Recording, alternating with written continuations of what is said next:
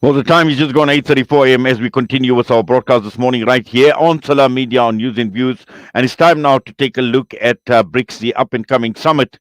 And what we have been doing at Salam Media is focusing on South Africa and its relationship with the BRICS countries. Now, this morning, we want to focus specifically on Russia. And we know at this point in time, the whole issue surrounding President Putin and facing an international arrest warrants and over alleged war crimes in Ukraine. Now, that is one issue, and obviously his physical presence or absence at the BRICS summit in South Africa. But looking at South Africa and its relationship with Russia, there is a lot of history as far as the country is concerned, the ANC, the government in particular as well. And just ahead of the summit, just to unpack and focus on this particular relationship between South Africa and Russia, we're joined by the executive director of the Institute for Global Dialogue, Dr. Philani Mthembu. Dr. Philani Mthembu, good morning to you, sir, and welcome to the show. Good morning. Thank you. Yes, obviously a lot of focus on BRICS in South Africa, and this morning we want to focus specifically on Russia and South Africa, the relationship. And as I mentioned in my introduction, there is a lot of history between South Africa and Russia, Dr. Mthembu. Certainly, there's a lot of history, and I think much of that history is political. Of course, we know that Russia was at the core of the Soviet Union, and many of the political elites today in South Africa who form part of the anti-apartheid movement had ties with the then Soviet Union, studied in Russia, did training in Russia, of course also in other parts of the Soviet Union. There's also a few stalwarts who are buried in Russia. So there's a strong political history between South Africa and Russia. However, at the formal government to government side, those relations are relatively new because, of course, at the time they were supporting the anti-apartheid movement. However, the formalization of those relations could only really take place during the transition period and also during the new dispensation. And so I think the biggest challenge has then been how to convert those political ties also into economic and social and cultural relations. Yes, obviously, we know a lot of stats and data actually show that in terms of trade and Russia being a trade partner to South Africa, it is fairly insignificant because it is minimal at this point in time. But at the same time, as we see powers right across the entire world trying to get a foothold into Africa, onto the continent, and also in South Africa, Russia looking at exactly the same thing. Absolutely. Russia, I think, understands that, when the Soviet Union disintegrated, it essentially withdrew from much of its engagement in the broader global south, but also specifically in Africa. And I think there's been a realization within Moscow that there is a need for it to re-engage in a more serious manner the continent. And so they started, to revive these Russia-Africa summits. And we've just come recently from the second summit. And that seeks to really do what you've just said, to address this minimal economic relations between Russia and not only South Africa, but also with other countries on the continent. Yes. Now, just looking at our relationship with Russia, and somewhat we are in a dilemma because, on the one hand, we have this entire thing with Ukraine that has been playing out, and with Putin, wanted for war crimes against the people of Ukraine. But at the same time, looking at South Africa, and somewhat we in a dilemma in a sense that we've got major trading partners in the West, yet we're seeking this relationship through a forum like BRICS with Russia. Absolutely. I think, some of the contradictions, I would say, in our international relations is that, yes, on the one side, we may have strong economic ties with Western countries. And of course, that is also a result of our history. So there are certain structural features of our economy and how it is linked specifically with Europe, but also linked with the United States of America. And since 1994, I think there's certainly been an effort to consolidate that relationship with our partners in the global north. However, there's also been a concerted effort by the government and some economic actors to diversify South Africa's trade, but also South Africa's investment relations. And that has meant deepening our ties with Africa, but also deepening our ties with the global South. And I think BRICS has to be seen in that context, where South Africa seeks not to shun its relations with the West, but seeks to diversify its relations, seeks more economic partners, and seeks to find complementarities with some of our BRICS partners. Yes, and also just looking at the relationship, because we know some of the other BRICS countries as well. We're looking at a country like India, for instance, that is pretty much on the fence as well.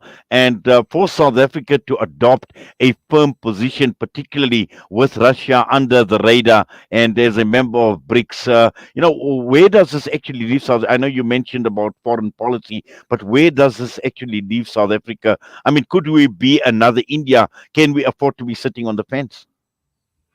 Well, I think, that's one way of sort of looking at it. But I think what South Africa has sought to do is not necessarily just to sit on the fence, but to come up with viable ways to move beyond this conflict. I think, South Africa has stated that it is against conflict, and that's a principled position that applies to all conflicts. And so it's led this initiative, this African Peace Initiative, spoken with President Putin and also spoken with President Zelensky, because I think it understands that if it is to choose a side, what that does is to further polarize the international community.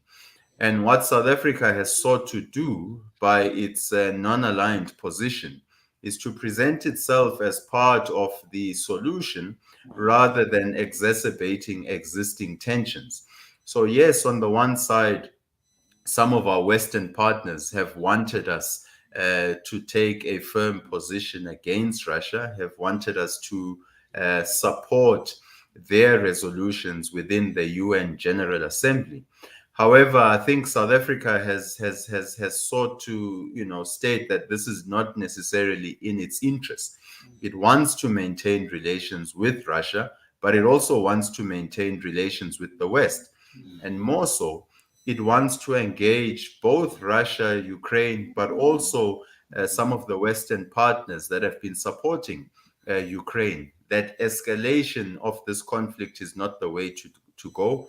We need to be actually supporting measures that seek to de-escalate and that seek to find some form of dialogue between the partners and between essentially the actors involved in the conflict. Yes, Dr. Mthembu, I know, you know better than I do that politics actually makes very strange bedfellows.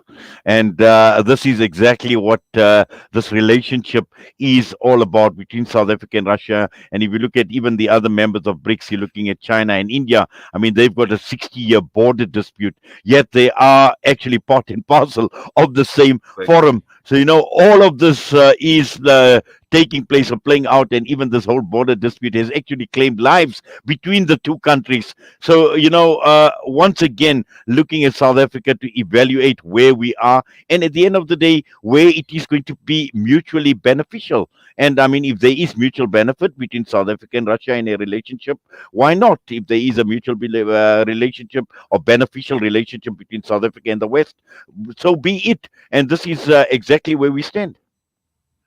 absolutely. I think, sort of as a middle income country, facing a number of development challenges, I think a core part of our, sort of international relations has to be focused on how do you work with external powers to achieve your own development priorities. And I think that's not only important for South Africa, but it's also important for the African continent. I think we're not in a position of luxury to choose between any of the great powers.